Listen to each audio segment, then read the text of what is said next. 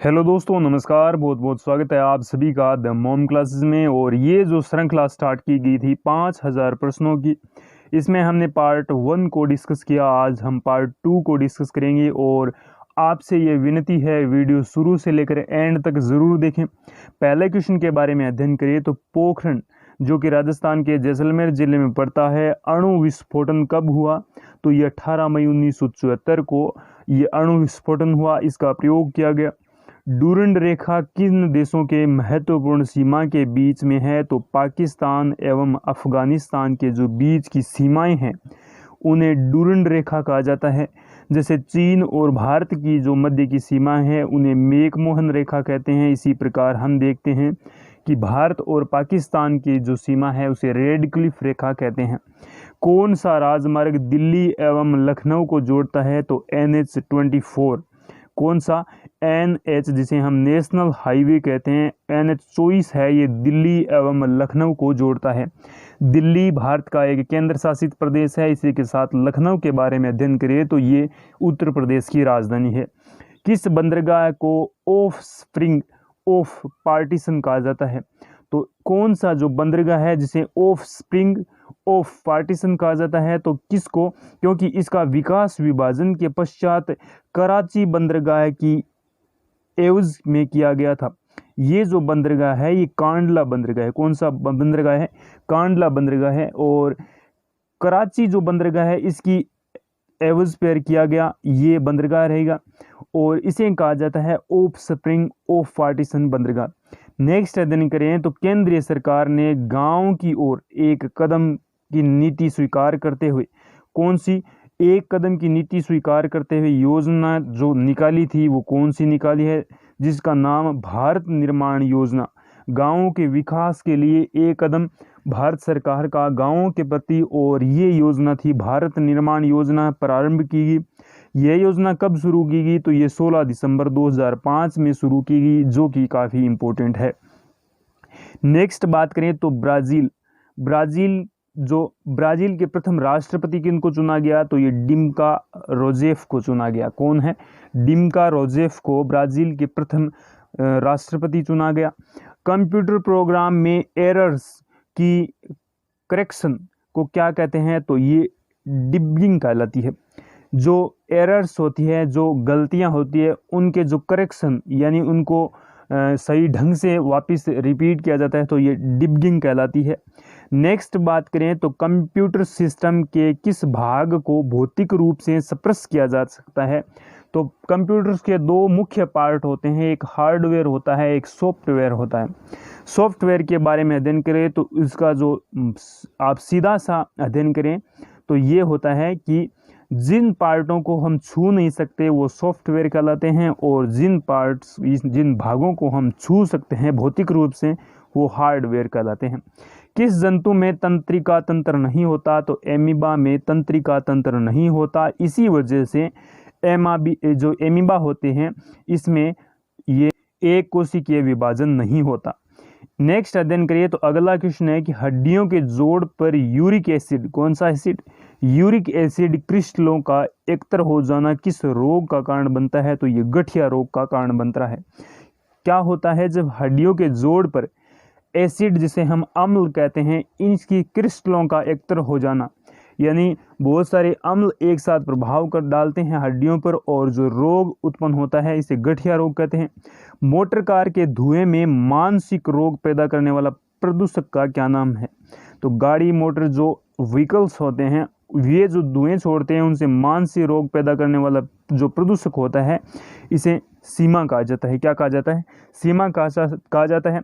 मोंगिया पतन किस राष्ट्र में स्थित है? तो ये मोंगिया पतन है, ये बांग्लादेश में स्थित है। काफ़ी बार पूछा जाता है मोंगिया पतन के बारे में, जो कि बांग्लादेश में स्थित है। प्रिज्म से गुजरने पर प्रकाश का कौन सा रंग सबसे अधिक विचलन दर्शाता है, यानी अपने स्थान से भटक जाता है? जिस प्रकार प्रकाश है ये प्रिज्म से गुजरता है तो सबसे ज़्यादा बैंगनी जो कलर होता है इसका विचलन होता है। तो काफ़ी इंपॉर्टेंट है विज्ञान की दृष्टि से ये क्वेश्चन। कोयले की खानों में विस्फोट करने वाली गैस प्राय कौन सी होती है? तो वो होती है मीथेन गैस। कौन सी होती है? मीथेन गैस के द्वारा जो कोयले के खदान होते हैं उनमें विस्फोट किया जाता है। भारतीय राष्ट्रपति बनने से पहले भारत रत्न का अवार्ड किसे मिला था? तो मोस्ट इम्पोर्टेंट ये क्वेश्चन रहेगा आज का कि भारत के राष्ट्रपति बनने से पहले भारत का सर्वोच्च सम्मान भारत रत्न अवार्ड है, ये किन्हें मिला था? तो doctor S Radhakrishnan, doctor Subramaniam Radhakrishnan को ये अवार्ड मिला था और इन्हीं के जन्म दिवस को हम मनाते हैं शिक्षक दिवस। राष्ट्रपति राज्यसभा के लिए उन व्यक्तियों में से हैं जो कला, साहित्य, सामाजिक सेवा आदि क्षेत्रों में ख्याति प्राप्त करते हैं। कितने व्यक्तियों का नामन करते हैं? तो क्या होता है कि हर वर्ष राष्ट्रपति राज्यसभा के लिए उन व्यक्तियों में से जो कला, साहित्य, सामाजिक सेवा आदि के क्षेत्रों में ख्याति प्राप्त करने वाले 12 सदस्यों का चुनाव करते हैं। राष्ट्रपति महोदय के द्वारा 12 सदस्यों का चुनाव तो इस प्रकार से होता है और 2 एंग्लो इंडियन का चुनाव होता है राष्ट्रपति महोदय के द्वारा। नेक्स्ट अध्ययन करें तो अगला क्वेश्चन है कि भारत में सबसे बड़ा जनजातीय समुदाय का नाम है, तो ये भील है। भील जो जनजाति है ये भारत में सर्वाधिक है। संसद की किस वित्तीय समिति में राज्यसभा का कोई प्रतिनिधित्व नहीं होता? तो इस क्वेश्चन का राइट आंसर रहेगा प्राक्कलन समिति। संसद की किस वित्तीय समिति में राज्यसभा का कोई प्रतिनिधित्व नहीं होता? तो ये प्राक्कलन समिति में। नेक्स्ट अगला क्वेश्चन है कि राज्यसभा के सदस्यों का चुनाव कितनी अवधि के लिए किया जाता है? तो ये 6 वर्ष की अवधि के लिए किया जाता है। राज्यसभा से अगर मोस्ट इम्पोर्टेंट क्वेश्चन उठता है, अगर किसी एग्जाम में ये क्वेश्चन डाला जाता है तो वो मोस्ट इम्पोर्टेंट रहता है कि राज्यसभा के सदस्य होते हैं उनका चुनाव कितने वर्षों के लिए होता है? तो ये 6 वर्षों के लिए होता है। ज्ञानपीठ पुरस्कार किस क्षेत्र में वालों को दिया जाता है? तो साहित्य के जो क्षेत्र वाले जो व्यक्ति होते हैं उन्हें ज्ञानपीठ जो पुरस्कार है ये दिया जाता है और साहित्य का सर्वोच्च सम्मान है ज्ञानपीठ पुरस्कार। संयुक्त राष्ट्र संघ का महासचिव बनने वाले प्रथम अफ्रीकी राष्ट्रीय व्यक्ति कौन थे? यानी अफ्रीका के राष्ट्रीय व्यक्ति कौन थे जो कि संयुक्त राष्ट्र संघ जिसे हम UNO कहते हैं, और ये थे बुत्रोस गाली। कौन थे? बुत्रोस गाली थे। लाला लाजपत राय किसके विरुद्ध प्रदर्शन कर रहे थे? तो जब वे पुलिस की नृशंसता का शिकार हुए तो ये साइमन कमीशन था। क्या होता है कि इंग्लैंड की महारानी या फिर इंग्लैंड के जो प्रधानमंत्री होते हैं उनके द्वारा भारत में भेजा जाता है साइमन कमीशन, और इसके तहत लाला लाजपत राय है इन्होंने इस साइमन कमीशन का विरोध किया था और इसी विरोध में पुलिस के डंडों से इनकी मौत हो जाती है। तो ये नृशंसता का शिकार होते हैं और इनका जो प्रमुख नारा रहा था वो साइमन कमीशन वापस ले जाओ ये रहा था। नेक्स्ट अगला क्वेश्चन है कि प्रसिद्ध खजुराहो मंदिर का निर्माण किसने करवाया था? तो ये चंदेल राजाओं ने करवाया था प्रसिद्ध खजुराहो के मंदिर।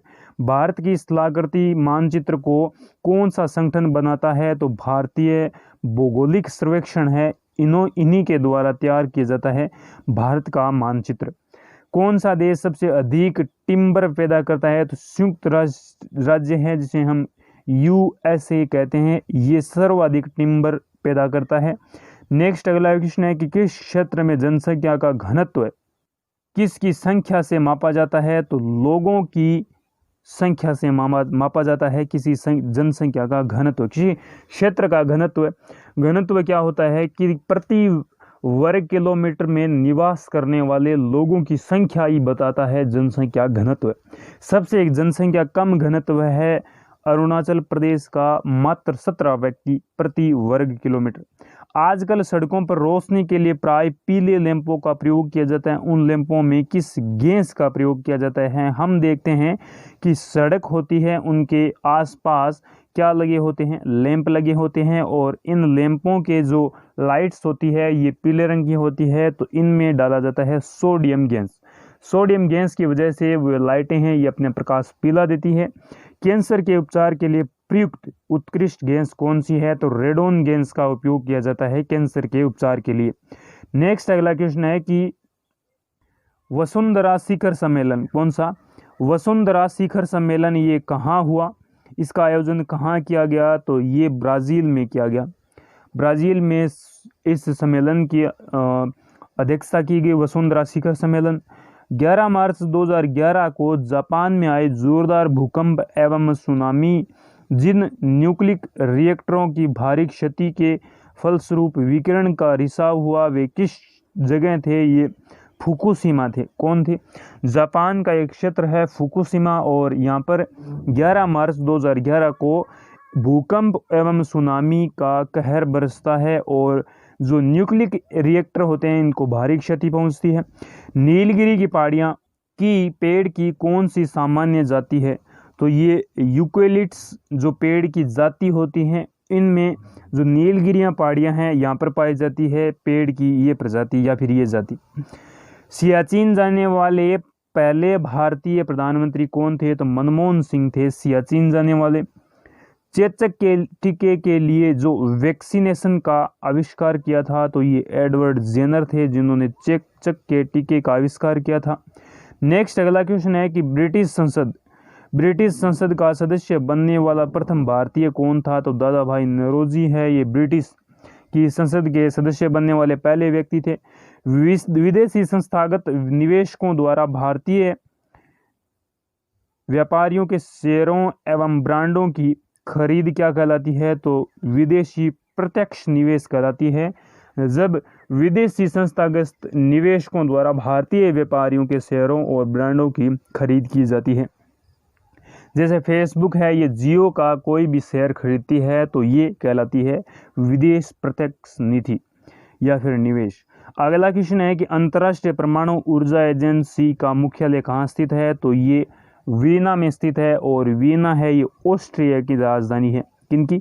ऑस्ट्रिया की, न कि ऑस्ट्रेलिया की। ऑस्ट्रेलिया की कैनबरा है। नेक्स्ट अगला क्वेश्चन है कि भारत के राष्ट्रपति के चुनाव के लिए नागरिक की कितनी आयु पूरी कर लेनी चाहिए? तो ये 35 वर्ष न्यूनतम आयु होनी चाहिए भारत के राष्ट्रपति बनने के लिए। किसने कहा था कि अच्छा नागरिक अच्छा राज्य बनाता है और बुरा नागरिक बुरा राज्य बनाता है? तो ये अरस्तु ने कहा था। अरस्तु ने कहा था कि अच्छा नागरिक अच्छा राज्य बनाता है और बुरा नागरिक बुरा राज्य बनाता है। बुद्ध को प्रबोध कहाँ प्राप्त हुआ था? ये बोध गया में। अब बात करें प्रबोध कहलाता है ज्ञान, यानी महात्मा बुद्ध को ज्ञान की प्राप्ति ईश्वर की प्राप्ति कब हुई, कहाँ हुई? तो ये बोध गया में हुई। शिवाजी का राज्य अभिषेक कब हुआ? तो ये 1674 में हुआ शिवाजी का राज्य अभिषेक। और नेक्स्ट अध्ययन करें तो ये जो राज्य अभिषेक है ये शिवनेर दुर्ग में हुआ था शिवाजी का राज्य अभिषेक। अगला क्वेश्चन है कि भारत में द्वैध शासन प्रणाली वर्ष शुरू की गई? तो 1919 में भारत में द्वैध शासन प्रणाली की शुरुआत की गई। कौन यंग इंडिया और हरिजन का संपादक था? तो महात्मा गांधी है, ये यंग इंडिया एवं हरिजन के संपादक थे। पृथ्वी का विशालतम जीवित पक्षी कौन है? तो ये शुतुरमुर्ग है, ये पक्षी का विशालतम जीवित पक्षी है। रिहंद बांध परियोजना से किन राज्यों की सिंचाई की जाती है? तो उत्तर प्रदेश बिहार में की जाती है रिहंद बांध परियोजना से। भारत में समस्त अंतरिक्ष यान प्रचालन का मर्म केंद्र MCF यानी मास्टर कंट्रोल फैसिलिटी का मुख्यालय कहाँ स्थित है? तो ये हासन कर्नाटक में स्थित है। किसका? भारत में समस्त जो अंतरिक्ष के जो यान है इनका संचालन या फिर प्रचालन जो किया जाता है ये मर्म केंद्र या फिर मास्टर कंट्रोल फैसिलिटी का मुख्यालय है हासन, जो कि कर्नाटक में पड़ता है। नेक्स्ट अगला क्वेश्चन है कि भारत में सबसे लंबी सिंचाई नहर कौन सी है? तो इंदिरा गांधी है, ये भारत की सर्वाधिक लंबी नहर है और इन्हीं से की जाती है सिंचाई। नेक्स्ट अगला क्वेश्चन है और मोनेजाइट कौन सा? मोनेजाइट बालू में कौन सा खनिज पाया जाता है? तो थोरियम जो खनिज होता है ये मोनेजाइट बालू में पाया जाता है। किस पादप को शाक्य प्रजाति डॉक्टर कहते हैं, शाक्य भारतीय डॉक्टर कहते हैं? तो आंवला को कहा जाता है शाक्य भारतीय डॉक्टर। मानव रुधिर का pH कितना होता है? तो ये 7.4 होता है और हम सब जानते हैं कि 7 होता है ये उभयधर्मी pH मान होता है। क्या होता है? उभयधर्मी। 7 से कम होता है तो अम्ल कहलाता है और 7 से अधिक होता है तो क्षारीय पदार्थ कहलाता है। तो 7.4 है तो हल्का क्षारीय होता है मानव रुधिर का pH। नेक्स्ट अगला क्वेश्चन है आज का मोस्ट इंपॉर्टेंट, मानव शरीर में सबसे बड़ी अंतःस्रावी ग्रंथि कौन सी है? तो ये आउटू है, जिसे थायराइड ग्रंथि कहते हैं। ये मानव शरीर की सबसे बड़ी अंतःस्रावी ग्रंथि है। संसार का विशालतम स्तनधारी कौन है? तो व्हेल है। व्हेल जो मछली है ये भारत या फिर संसार की सबसे बड़ी विशालतम स्तनधारी जो होती हैं, जो अपने बच्चे को दूध पिलाती हैं, हम सब जानते हैं। प्रसिद्ध नारा गरीबी हटाओ किस पंचवर्षीय योजना के दौरान शुरू किया गया? तो ये 1969 से 74 के बीच में जो पंचवर्षीय योजना थी, चौथी जो पंचवर्षीय योजना थी, इसमें जो नारा था, प्रसिद्ध नारा गरीबी हटाओ। अगला क्वेश्चन है कि भारत में प्रच्छन्न बेरोजगारी सामान्यतः किस क्षेत्र में देखी जा सकती है? तो कृषि के क्षेत्र में। कौन सी बेरोजगारी? प्रच्छन्न बेरोजगारी। यदि सूरत में बनी हुई वस्तुएं मुंबई या फिर दिल्ली में बेची जाए तो यह कौन सा व्यापार हुआ? तो यह आंतरिक व्यापार हुआ। किसी देश के अंदर किसी वस्तु का निर्माण करना और उसी देश में उसी वस्तु का निर्यात करना या फिर बेचना, वो क्या कहलाता है? वो कहलाता है आंतरिक व्यापार। अगला क्वेश्चन है कि जिस विदेशी मुद्रा में शीघ्र देशांतरण की प्रवृत्ति हो उसे क्या कहते हैं? तो ये सुलभ मुद्रा होती है। शीघ्र देशांतरण यानी हम तुरंत मुद्रा को एक दूसरे के साथ आदान प्रदान कर सके तो ये सुलभ मुद्रा कहलाती है। अगला क्वेश्चन है और आज का ये भी महत्वपूर्ण, जो वस्तुएं दुर्लभ हो उनकी आपूर्ति सीमित हो उन्हें क्या कहते हैं? तो ये आर्थिक वस्तुएं हैं। क्या होता है कि जो वस्तुएं दुर्लभ हो, जिनको प्राप्त करना कठिन हो, मेहनत करने वाला हो और उनकी आपूर्ति सीमित हो, तो उन्हें कहते हैं आर्थिक वस्तुएं। अगला क्वेश्चन है और आज का ये भी most important, home rule league किनके द्वारा शुरू की गई? कौन सी लीग? Home rule league. ये बाल गंगाधर तिलक के द्वारा शुरू की गई। पल्लवों की राजधानी का नाम था? तो ये कांची था। और दक्षिण भारत में राज किया करते थे पल्लव, चोल और कई प्रकार के शासन यहाँ पर शासित किए। नूरजहां का मूल नाम क्या था? तो मेहरुन्निसा। कौन?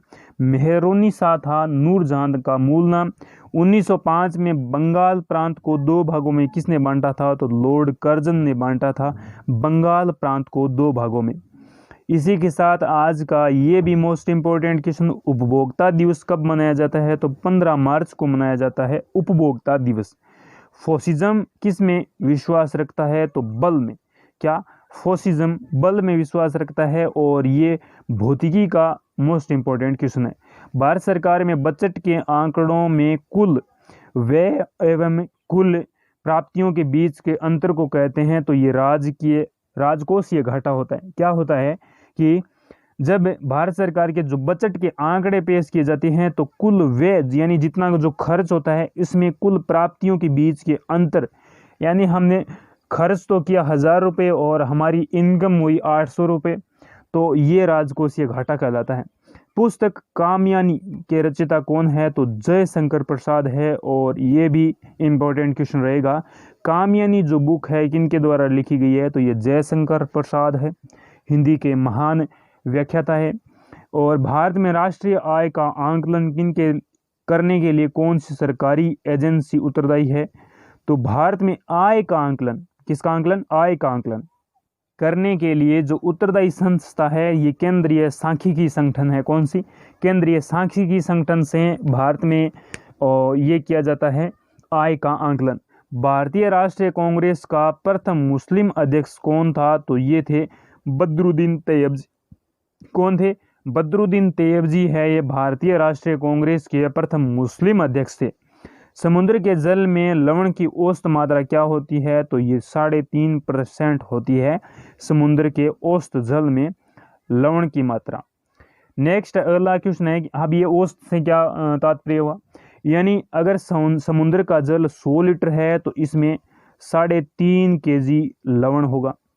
नेक्स्ट अगला क्वेश्चन है कि ब्लड ग्रुप की खोज किसने की? तो लैंडस्टेनर ने ब्लड ग्रुप की खोज की, जिसे हम ए बी और बांटते हैं ए बी और ओ ग्रुप में। 4 ब्लड ग्रुप होते हैं हमारे रुधिर के। अहिंसा का चरम स्वरूप किस धर्म में सर्वाधिक पालन किया गया? तो जैन धर्म में अहिंसा का चरम स्वरूप का सर्वाधिक पालन किया गया। हिंदू कानून जिनकी देन है वह कौन थे? तो वे थे मनु। मनु के द्वारा हिंदू कानून की देन है। अगला क्वेश्चन है और मोस्ट इंपॉर्टेंट क्वेश्चन आज का, चंद्रगुप्त मौर्य ने अपने जिंदगी के आखिरी दिन किस स्थान पर गुजारे थे? तो ये श्रवणबेल ग्राम या फिर गोल कहलाते हैं। श्रवणबेल ग्राम में चंद्रगुप्त मौर्य ने अपने आखिरी दिन गुजारे थे। अगला क्वेश्चन है कि मुगल काल में न्यायालयों में किस भाषा का प्रयोग किया जाता था? तो ये पर्शियन का प्रयोग किया जाता था। 1605 में डचों ने सबसे पहले भारत में जहां अपना अधिकार जमाया वह कौन सा स्थान था? तो ये मसूलीपट्टनम था। बात है डच की, तो डच कब आए थे भारत में? तो ये आए थे 1604 में आए थे। कब आए थे? 1604 में आए थे डच, और डच से पहले आए थे कौन? अंग्रेज से पहले आए थे पुर्तगाली।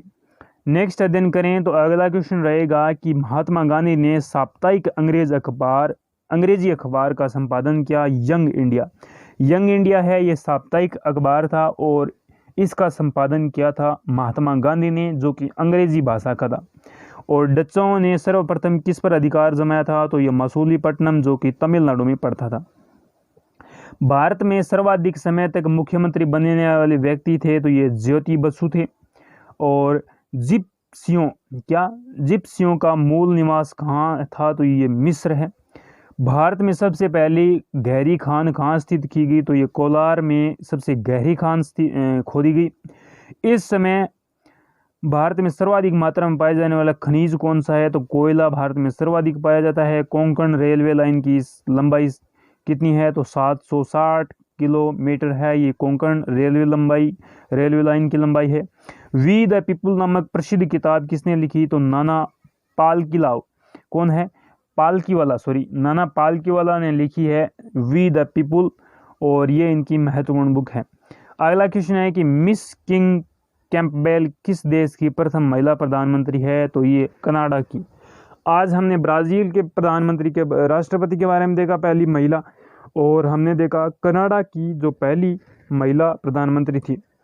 अनसॉलिटेड ईमेल को क्या कहते हैं? तो ये स्पैम कहलाता है, अनसॉलिटेड। और नेक्स्ट अध्ययन करें तो प्रेजेंटेशन, जिसे स्लाइड कहते हैं, स्लाइड शो तैयार करने के लिए सामान्यतः कौन सा एप्लीकेशन प्रयोग किया जाता है? तो पावर पॉइंट। हम लैपटॉप्स के अंदर जो स्लाइड शो पेश करते हैं, यानी एक स्लाइड से दूसरी स्लाइड, कई बार हमने वीडियो पावर पॉइंट में भी बनाए थे और ये पावर पॉइंट से बनाया जाता है। युआन कहाँ की मुद्रा है? तो चीन की मुद्रा है युआन। और सामान्य अवधि अधिकतम अवधि के लिए स्वीकार करती है तो 10 वर्ष, यानी सामान्यतः बैंक सावधि या फिर समय अवधि जमा अधिकतम कितनी अवधि के लिए करती है? तो 10 वर्षों तक, यानी 10 वर्ष तक हम अपना जो रुपया पैसा होता है ये बैंकों में जमा करा सकते हैं।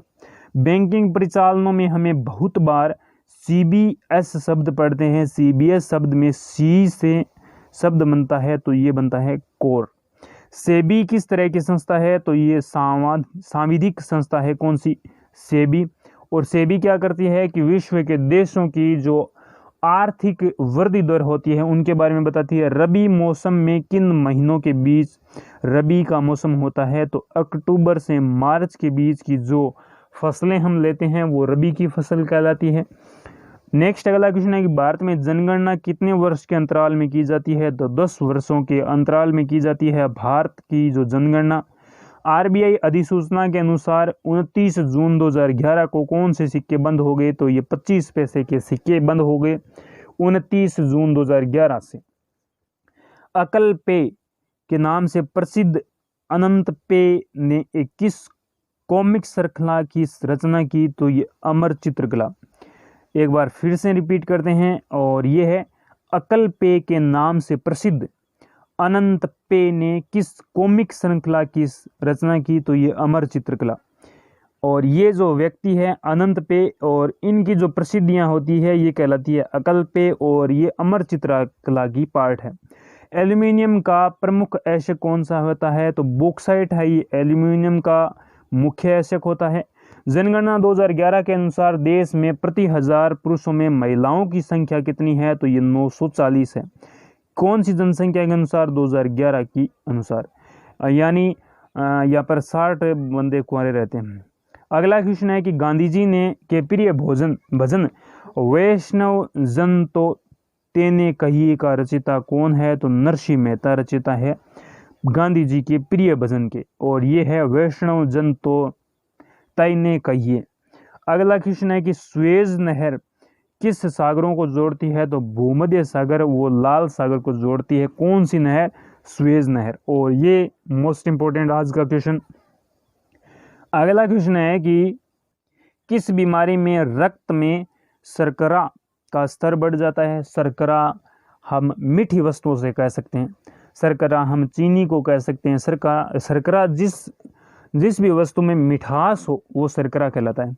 और ये डायबिटीज मेलिटिस यानी शरीर में रक्त में शर्करा का बढ़ना ही डायबिटीज कहलाता है, और जिसे हम मधुमेह कहते हैं। किसी पेड़ की लगभग सही आय क्या गिनकर ज्ञात की जाती है? तो तने के जो वल्यों की संख्या, तने पर जो छल्ले होते हैं, जो सूखकर छल्ले बनते हैं, उन्हीं की संख्याओं के आधार पर पेड़ की आय निर्धारित की जाती है। भारत के किस राज्य की जनसंख्या सर्वाधिक है? तो उत्तर प्रदेश की जनसंख्या सर्वाधिक है। और ये क्वेश्चन है कि भारत द्वारा अपने देश में विकसित हल्के युद्ध विमान का नाम क्या है? तो ये तेजस है भारत में हल्के और एक भयंकर जो विमान है, और ये भारत में निर्मित किया जाता है। नाथुला एक स्थान है जहां 44 वर्षों के बाद भारत चीन सीमा व्यापार फिर शुरू किया गया। तो ये किस राज्य की भारतीय सीमा पर स्थित है? तो ये सिक्किम पर स्थित है। कौन सा? नाथुला दर्रा। नाथुला दर्रा पूछा जाए तो कहाँ स्थित है? तो सिक्किम में स्थित है। और 44 वर्षों के बाद भारत चीन व्यापार यहाँ से शुरू किया गया। आज का वीडियो आपको कैसा लगा कमेंट बॉक्स में ज़रूर लिखें। इसी के साथ आप सभी से गुजारिश है, जो इन वीडियो को देखता है वो प्लीज़ हम पर एक कृपा करें और एकमात्र एक सब्सक्राइबर बढ़ाने में हमारी हेल्प करें। Only 1 subscriber for you. Thank you. Have a nice day. आप अपने लक्ष्य को प्राप्त करें। Thank you.